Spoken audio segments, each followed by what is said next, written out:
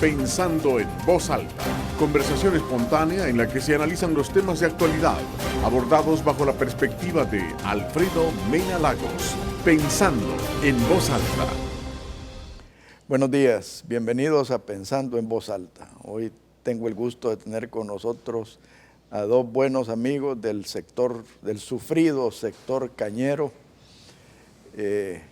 con quien vamos a analizar la situación que tienen, el Congreso Internacional que viene la semana entrante o esta semana que viene.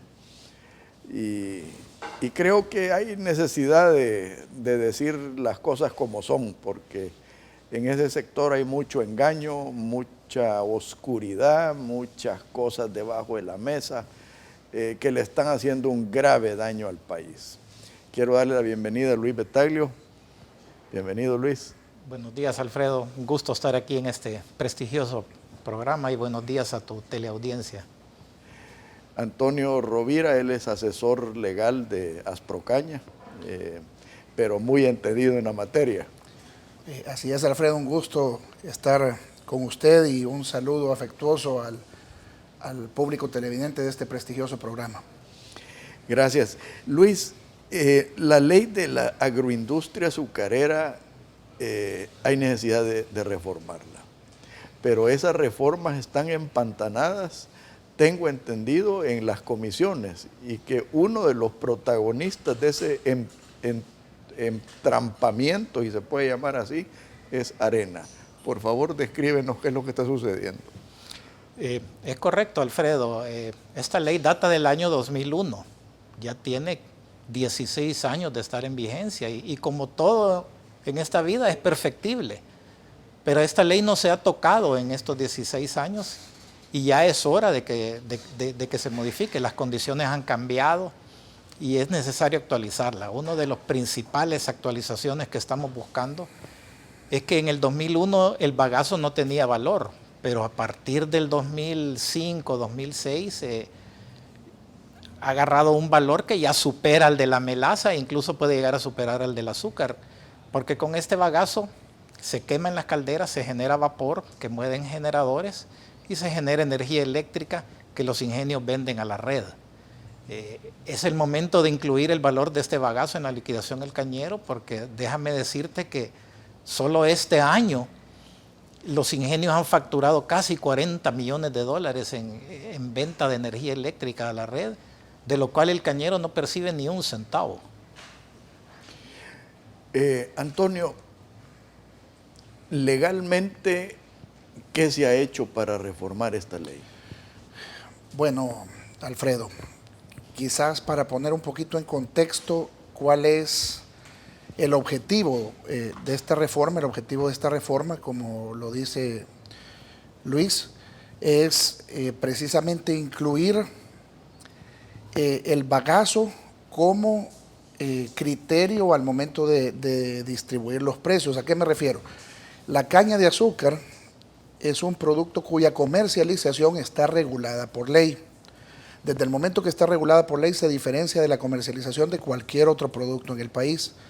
Es decir, las leyes de la economía, las leyes del mercado y de la oferta y la demanda no rigen en su totalidad la comercialización de este producto, porque hay una ley de la comercialización e industria de la caña de azúcar. Que ya vamos a hablar de eso. Entonces, en esta ley, en su artículo 1, dice que el objeto de la misma es regular las relaciones entre las centrales azucareras o ingenios y entre estas y el sector productor. Y en su artículo 2 y muchos otros artículos de la misma, dice que se van a distribuir los ingresos de la comercialización del azúcar y la miel final. Ahí limita. ¿Qué quiere decir esto? Que el sector productor solo está recibiendo réditos por el azúcar y la melaza. El bagazo del 2005 para atrás no generaba ningún rédito, pero del 2005 para adelante ha comenzado a generar réditos en la producción de biomasa por parte de los ingenios. Y consideramos nosotros justo que el sector productor también reciba la parte que le corresponde de la ganancia que el sector industrial está recibiendo de este componente. ¿Qué se ha hecho para lograr este fin? Contestando su pregunta, pues se ha platicado, la iniciativa de ley está en la Comisión Agropecuaria desde hace año y medio, 2 años aproximadamente. Se ha asistido varias veces a la Comisión Agropecuaria de la Asamblea Legislativa. El año pasado, en agosto o septiembre, no recuerdo bien, se llevó a cabo un foro por parte de la Comisión Agropecuaria de la Asamblea Legislativa, donde participamos el sector productor, participó el sector de la industria y participaron los diputados propietarios y suplentes de la Comisión Agropecuaria. Un foro bastante interesante donde se plantearon los criterios de cada uno de los sectores en juego relacionados con la reforma. Básicamente en esas estamos. Ya la Comisión Agropecuaria la estudió, ya debería de haber emitido dictamen y este dictamen debería de estar pasando más pronto que tarde al Pleno para ser votado. Tengo entendido, Luis, que parte del entrampamiento es un famoso estudio técnico que dice el ministro que hay que realizar, pero nunca se realiza. ¿A qué se debe esto, Luis? Se ha querido vender que este estudio técnico, el cual la ley de la industrialización del azúcar mandata a hacer año con año, es el que define en qué porcentaje se van a repartir los ingresos que la caña de azúcar genera. Pero se ha querido confundir a los diputados diciéndoles que hay que esperar el estudio técnico para decidir si el bagazo se incorpora o no en la liquidación. O sea, están queriendo jalar la carreta del lado equivocado. Primero hay que reformar la ley e incluir el bagazo en los ingresos que hay que repartir, y posteriormente hay que hacer un estudio para definir cómo se van a repartir estos ingresos. Y tú me preguntaste, tu primera pregunta tenía que ver con el entrampamiento que hay en la Comisión Agropecuaria, y hay que decirlo con nombre y apellido. El Partido Arena es el que se ha negado a dar su voto para que haya un dictamen favorable que baje a la Asamblea Legislativa el tema y que se discuta abiertamente y que se vote.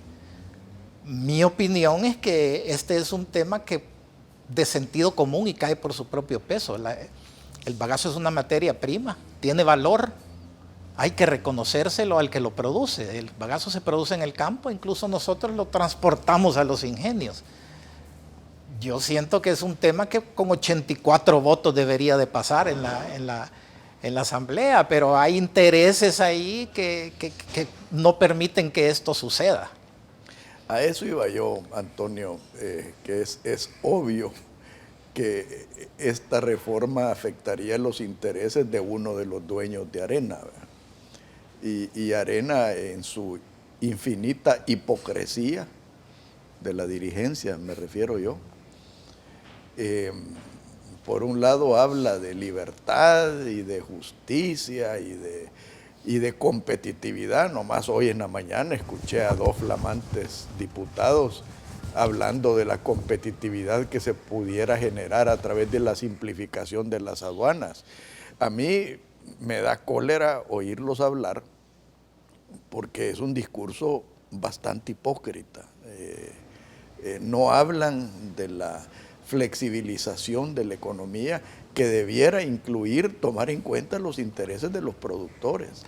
Es correcto, Alfredo. Ahora, en honor a la verdad, es importante manifestar que nosotros hemos tenido reuniones con todas las fracciones de la Asamblea Legislativa, tanto con comisiones como con, digamos, grupos de determinada fracción, como con diputados de forma individual.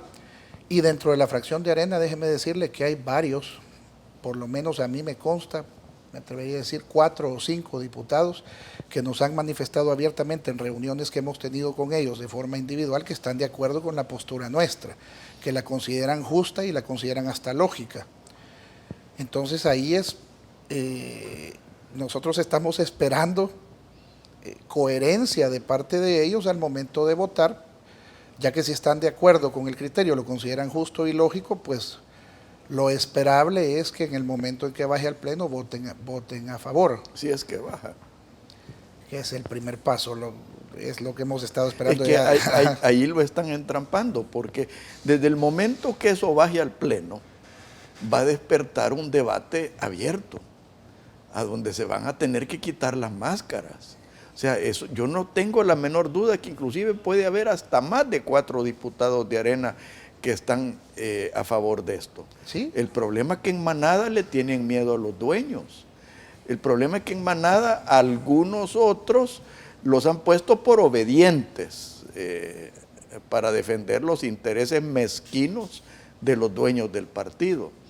Y esto es lo que a mí en lo particular, Luis, me da cólera, porque yo conozco los orígenes de Arena y sé que Arena no fue creado para esto.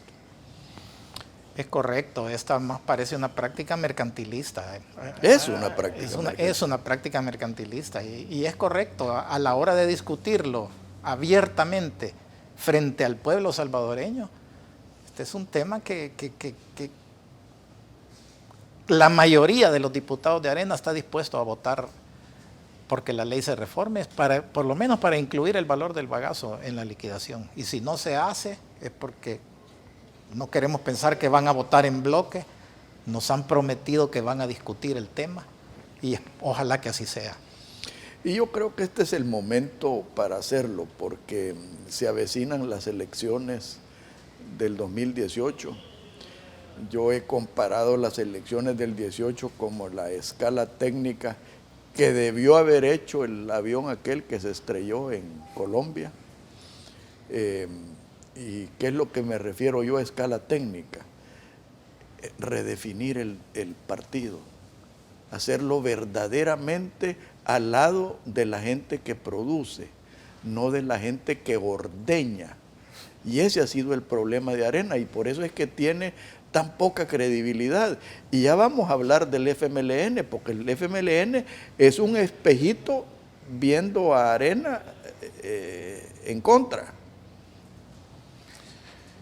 Sin embargo, es una cuestión de lógica política. Somos 7,000 productores con sus empleados, sus familias, y eso que cada cooperativa vale por un productor, y cada cooperativa representa 500 hasta 1,000 personas muchas veces. Sí, Luis, pero esa es la hipocresía de la clase política.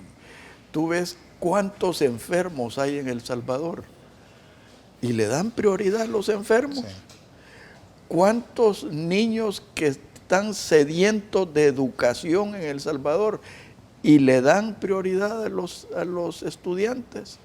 Esa es parte no solo del fracaso, sino que de la perversión de la clase política en El Salvador, que por favorecer los intereses de unos pocos están afectando los intereses del gran conglomerado. No, aunando a eso y retomando el punto del estudio técnico, porque es importante decirlo, esta ley fue aprobada en el 2001. Desde el 2001 existe el artículo 39 de la ley que dice que el estudio técnico, debe de haber un estudio técnico que justifique la distribución de ingresos entre el sector productor y el sector industrial, que hoy por hoy es 54.5, 45.5, y que justifique si esta distribución es justa o debe de cambiarse. La ley manda que se haga anualmente. Del 2001 a la fecha no se ha hecho ninguno. Se está a punto de iniciar el primero gracias a la presión por parte de gremiales como Asprocaña y muchas otras que se han unido para presionar por la elaboración de este estudio. Y hago hincapié en lo que ya se decía, que además del estudio se necesita la reforma, porque un estudio con la ley actual no puede tomar en cuenta el bagazo al momento de distribuir ingresos porque la ley lo limita. Entonces al final se está peleando en ambos flancos, porque se reforme y se incluya el bagazo y porque se elabore el estudio técnico, que aquí quiero hacer un comentario.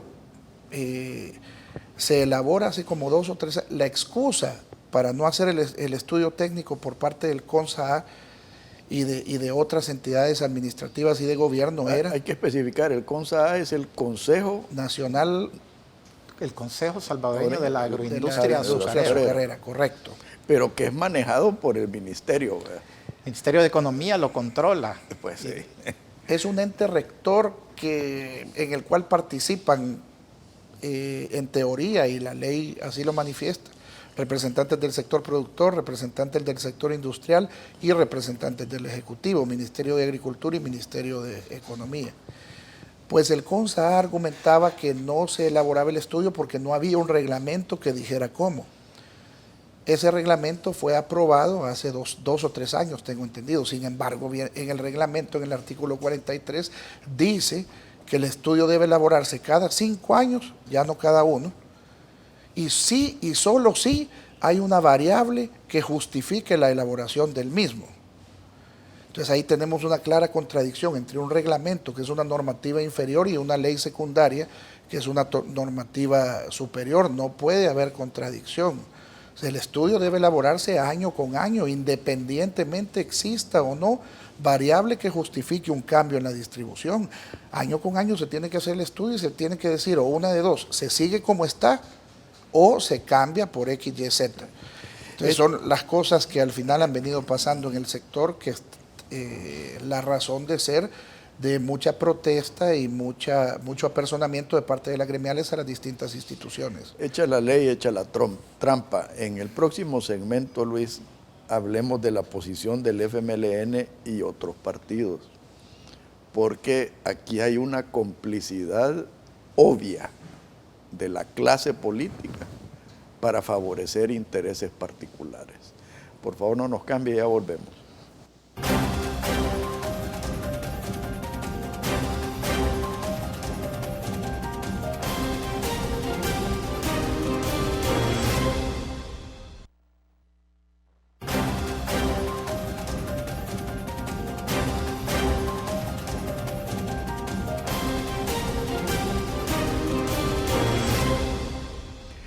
Luis, en el 2001 salió la ley de comercialización del azúcar, la cual yo adversé desde un inicio. Es más, escribí un artículo en el diario de hoy que se titulaba ¿Para quién se está gobernando? Y yo me cuestionaba eso porque fue una ley que se aprobó creo que por 82 diputados, y no fueron 84 porque habían 2 ausentes.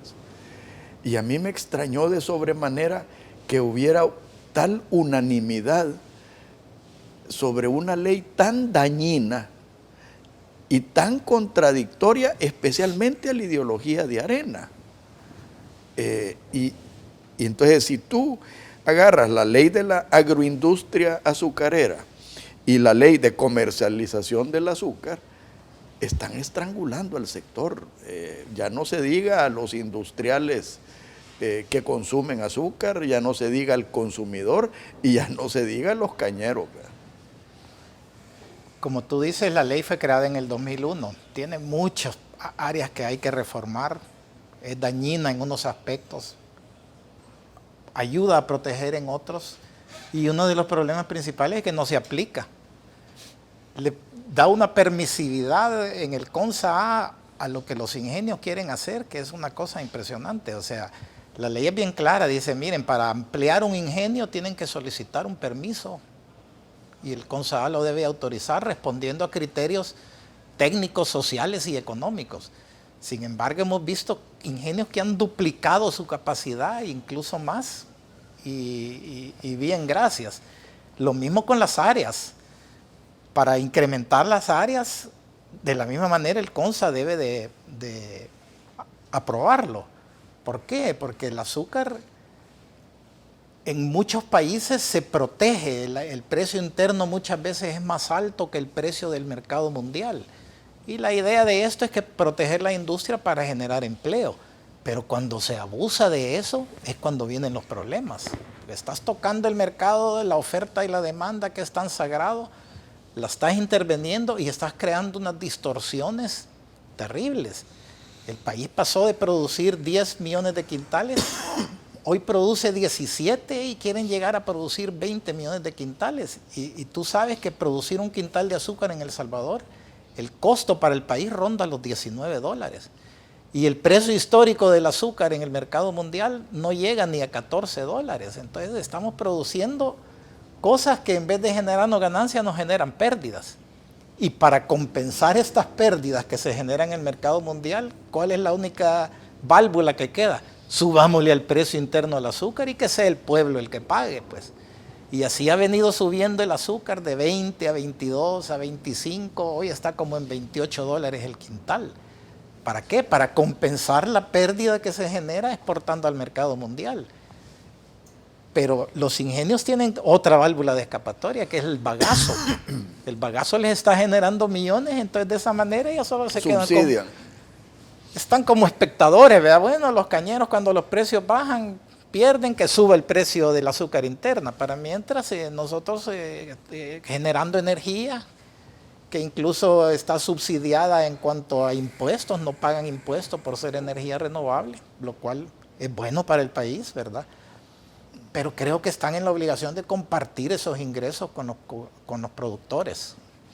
A mí todo esto me trae recuerdos del café, que ha sido una industria que yo he luchado en contra de los abusos que se cometieron, no solo en tiempos de Incafé, sino que de parte de ABECAFE, que era la Asociación de Beneficiadores y Exportadores. Pero lo importante de esto es que son tan chabacanes que yo no sé si ustedes se recuerdan cuando bajó el precio del azúcar internacionalmente y aquí se disparó para arriba, lo que tú estabas describiendo. Entonces, ¿a dónde está la superintendencia de competencia? ¿A dónde está la superintendencia del consumidor? ¿A dónde está el Ministerio de Economía? ¿A dónde está? Lo que a mí me sorprende es por qué no se ha optado por meter un recurso de inconstitucionalidad en contra de estas leyes y estos comportamientos.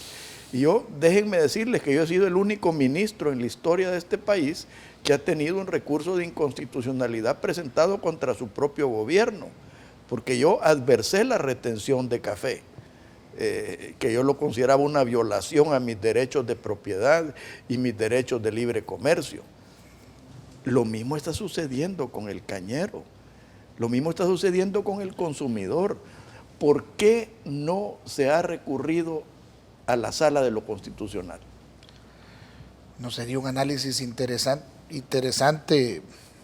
¿Por qué no se ha hecho? No sabría contestarle. Bueno, se los dejo como semilla. Habría que aprovechen analizar. Ahora que tenemos una sala decente, ¿verdad? No, y hay muchos aspectos discutibles en todo esto. Por ejemplo, yo escucho cuando quieren argumentar en contra de la reforma de ley, escucho argumentos como el bagazo ya se les paga al productor, ya va pagado cuando le damos la distribución que la ley manda, no lo podemos pagar 2 veces. Si uno vende la vaca, también vende el cuero, dice la gente. Y son un montón de argumentos que podemos caer en la misma discusión. ¿Por qué? Es cierto, si yo vendo, vámonos a otro producto, si yo vendo la naranja, vendo la cáscara, dicen. Sí, pero dígame dónde hay una ley que me prohíba a mí recibir alguna ganancia por la cáscara de naranja, en caso de que la cáscara se utilizara para generar energía, por ejemplo.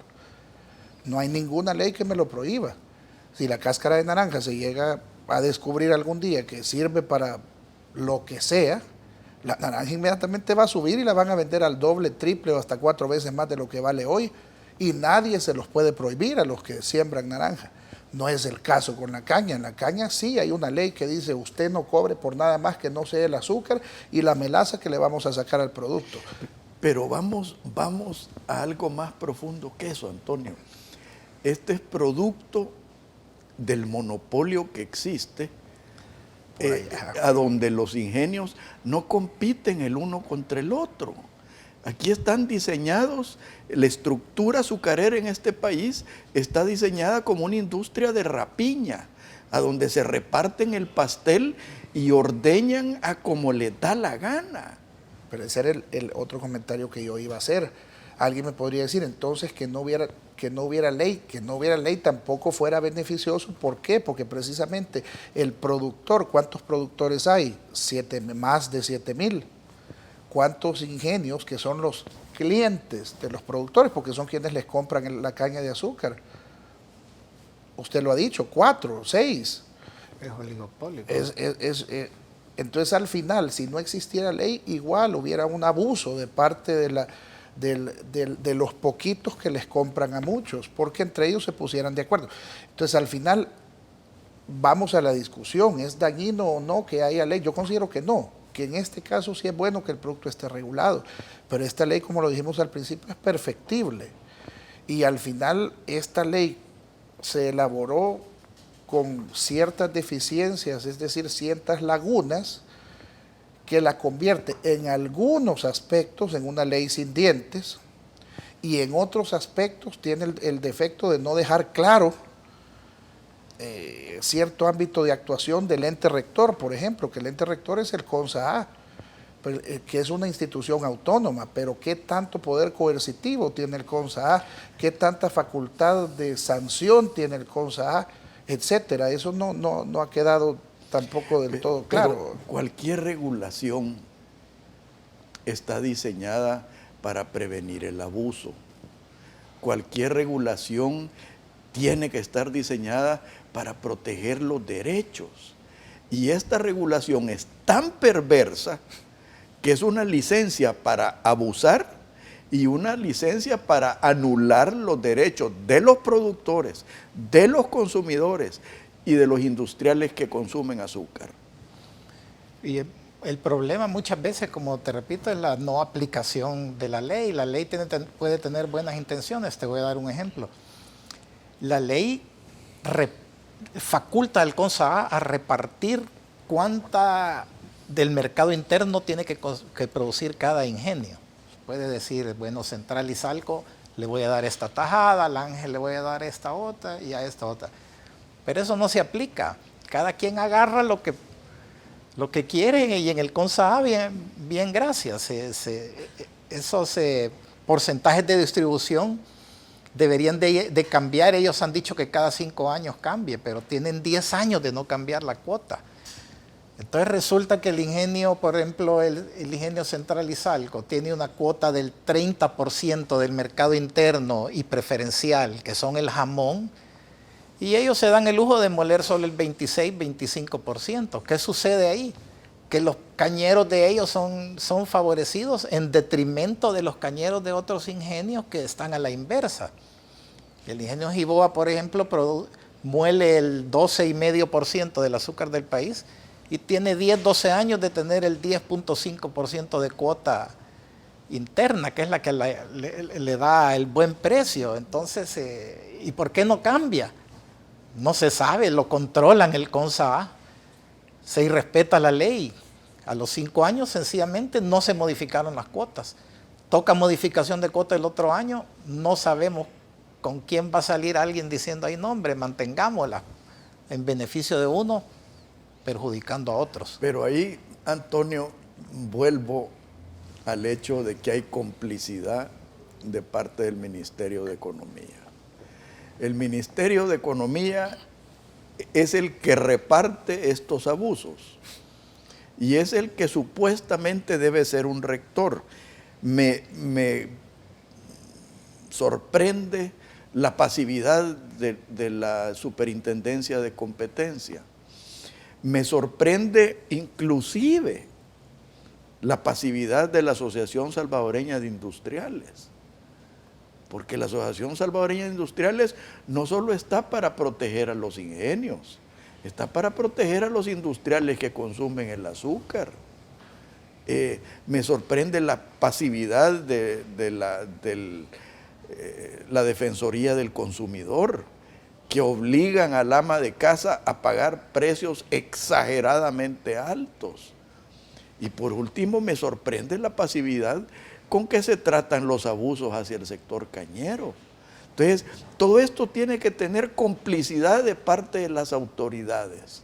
Y por eso es que yo les recomiendo que se aboquen a la Sala de lo Constitucional, porque este es un caso clásico de violación a los derechos constitucionales de los 3 actores que les he mencionado. Sí, tiene mucho de cierto el análisis que usted acaba de hacer y estoy seguro, no me atrevo a decir 100% seguro, pero yo sé que si se le hace un análisis de inconstitucionalidad de esta ley, posiblemente se encuentre 1, 2 o 3 argumentos para presentar un recurso. Es que uno, te lo digo ya, la Constitución prohíbe los monopolios. Sí, A no más de que sean del Estado. Por ahí es, está el primer hueco que se puede abrir. Así es. Ahora, un comentario que sí quiero hacer también es que también aquí vemos parte del el abuso se comete haciendo y no haciendo, porque volvemos al estudio por técnico. acción u omisión. La dilación, no sé si intencional, no me gustaría pensarlo. Ni que te quepa la menor duda, Antonio. Está siendo demasiado bondadoso y diplomático. Pero bueno, dilación, al fin de cuentas, intencional o no, de parte de la autoridad competente en elaborar este estudio.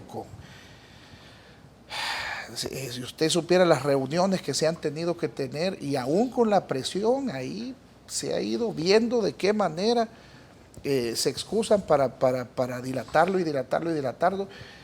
En la fracción del FMLN, del partido oficial, es importante decirlo, la fracción ha manifestado un total acuerdo a la reforma. La presidencia de la República ha manifestado un total acuerdo a la reforma. Sin embargo, por parte del Ministerio de Economía, lo que se observa es dilación a la elaboración del estudio técnico, y entonces ahí es donde uno dice, hay contradicción. ¿Cuál es la razón? Ahora, repito, sí hemos recibido verbalmente y nosotros estuvimos, es importante mencionarlo, en una reunión con el presidente de la República, y él dijo que él iba a interponer sus oficios para que esta discusión se desentrampara y por lo menos de parte de la fracción del partido oficial tener el apoyo. Me alegro que hayas dicho sus oficios, porque me hubiera molestado si hubieras dicho sus buenos oficios, porque de esos no puede venir nada bueno. En el próximo segmento, Luis, quiero que hablemos de este congreso que viene, en el cual estoy seguro que el ministro va a jugar un papel preponderante y va a pintar la cosa como la pintan ellos, ¿verdad? Color de rosa. Pero contestando tu pregunta, el por qué, acordémonos quién financió la campaña del FMLN. Apareció el nombre de un prominente azucarero financiando al FMLN. Ahora expliquémonos por qué esa dilación, por qué esa pasividad y lo que yo diría, por qué esa complicidad. Por favor, no nos cambie, ya volvemos.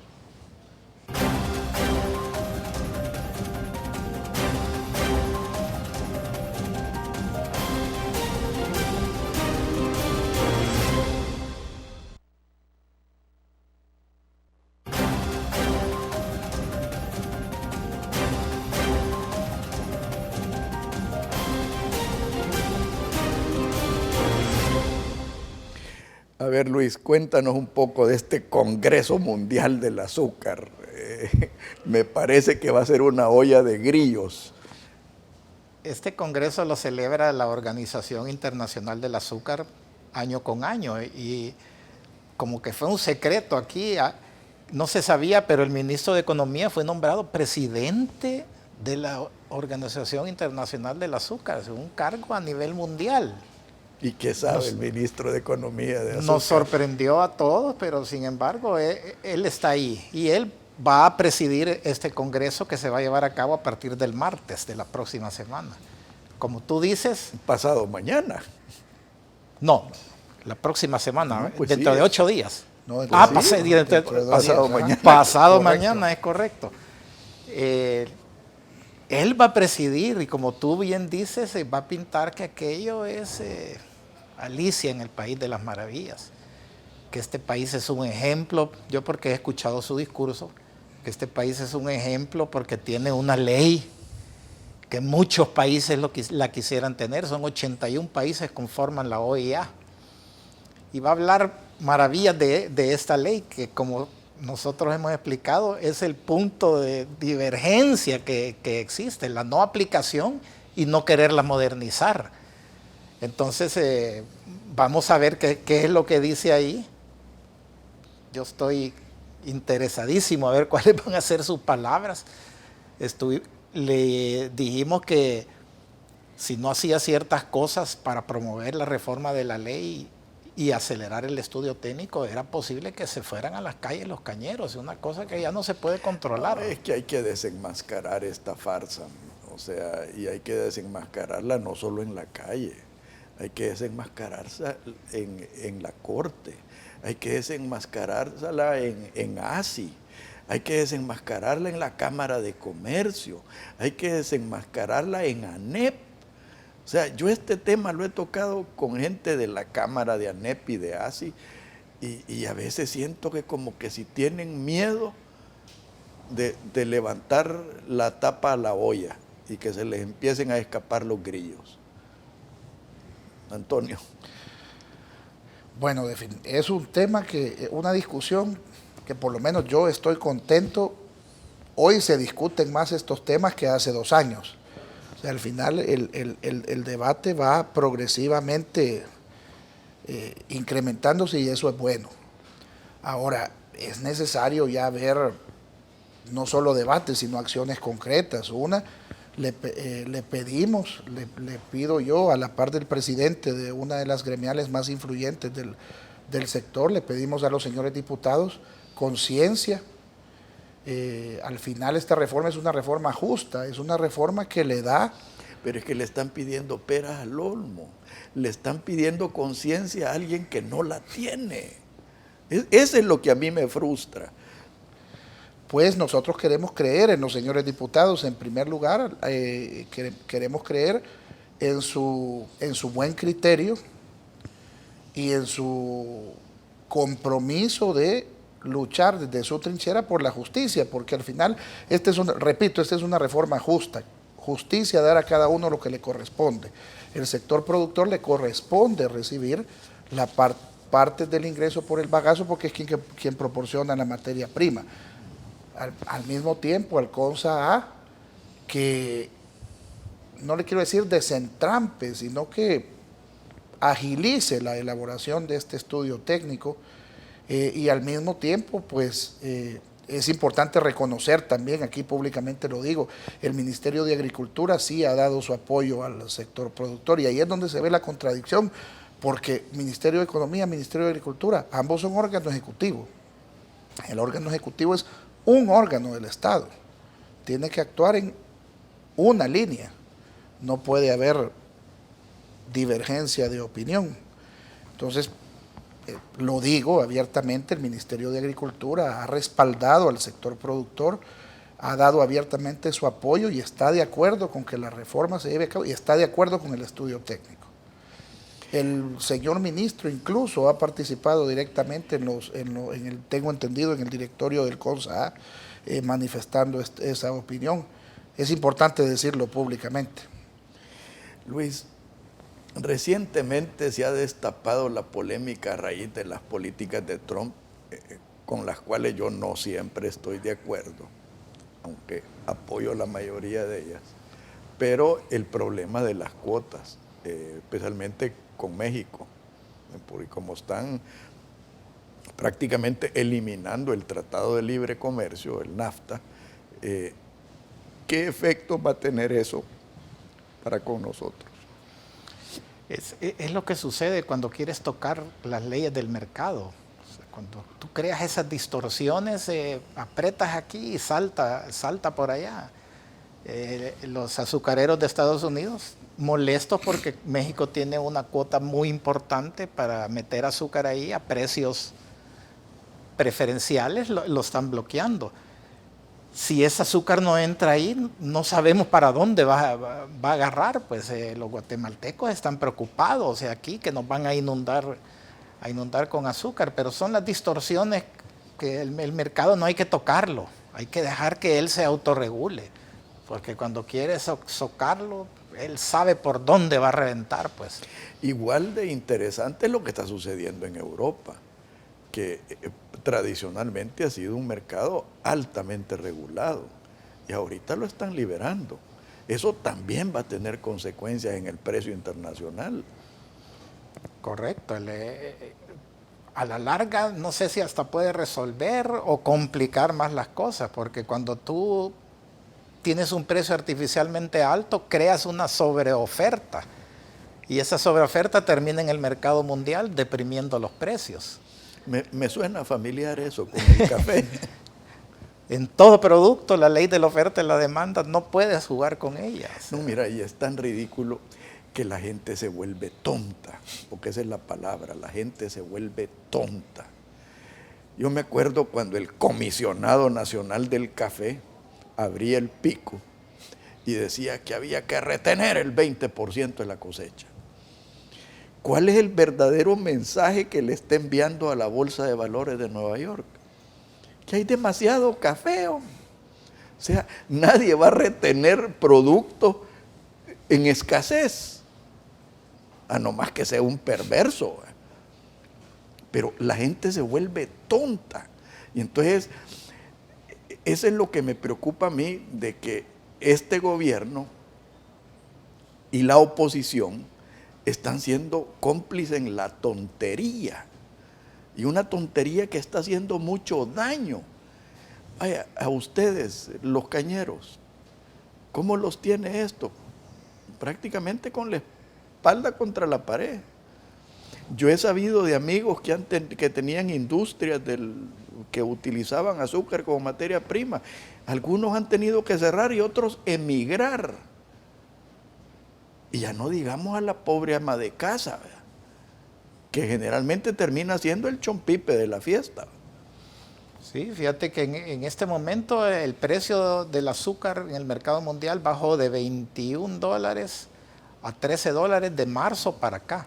¿Qué está sucediendo? Brasil viene con una mega cosecha que va a inundar el mercado. ¿Y cuál es la solución aquí? Produzcamos más, incrementemos la área. ¿Y cómo sustentamos ese incremento? Bueno, subámosle el precio interno al azúcar, ¿verdad? Entonces es un desorden que se está creando, no obedeciendo las leyes del mercado. Es que la gente se vuelve tonta. Y los que no son tontos son perversos.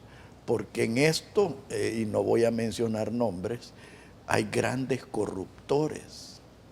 Corruptores que han corrompido a los partidos políticos para que adopten estas políticas tontas y dañinas.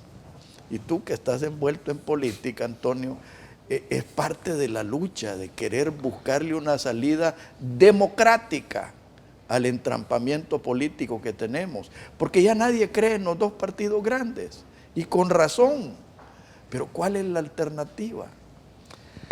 Bueno, una alternativa, ya que tocamos este punto. Yo formo parte de un partido, aún en organización, uno de varios partidos políticos que está tratando y en el caso mío, Fuerza Nacional, hay otros, 2, 3 o 4 que están tratando de ingresar en la palestra política para hacer una alternativa para la gente versus los dos partidos grandes, en los cuales lastimosamente, y digo lastimosamente porque en realidad no fuera malo tener un bipartidismo fuerte siempre y cuando estas dos fuerzas generaran aceptación en la población, pero no lo vemos así. La reciente encuesta de la UCA nos lo grafica. La gente no cree en ninguna de las dos fuerzas, entonces la gente tiene que creer en algo. Y para eso vemos que la sociedad civil está despertando. Y está despertando, es cierto, en grupos pequeños, pero tarde o temprano esos grupos pequeños nos uniremos para formar un grupo grande. Hoy por hoy es complicado, hay que decirlo, formar un nuevo partido político por los requisitos establecidos en la ley. Ahora, yo creo que esto hay que darle contundencia. A mí me parece que el caso de ustedes es un caso tan evidente que debería de formar parte del debate político, tanto de la sociedad civil como de los mismos partidos. Luis, y yo creo que ustedes como gremial tienen esa obligación de inyectarle este tema al debate. Es correcto, eso es lo que más quisiéramos, que el tema llegara hasta el último rincón, porque nos está afectando a todos. Hasta la última casita más humilde que vemos en el país consume su librita de azúcar para endulzar el café. Y créanse o no, se está afectando hasta a esa gente, o principalmente a esa gente quizás. Bueno, esto empieza. Lástima que se nos ha terminado el tiempo. Créanme que en mí tienen un amigo y un aliado, y yo en lo que humildemente pueda hacer por ayudarles, me tienen a la orden. Muchas gracias. Gracias, Alfredo. Un gran gusto haber estado con ustedes este día. Igualmente. Que Dios los bendiga a todos. Muy buenos días. Esto fue Pensando en Voz Alta, conversación espontánea en la que se analizan los temas de actualidad, abordados bajo la perspectiva de Alfredo Mena Lagos. Pensando en Voz Alta.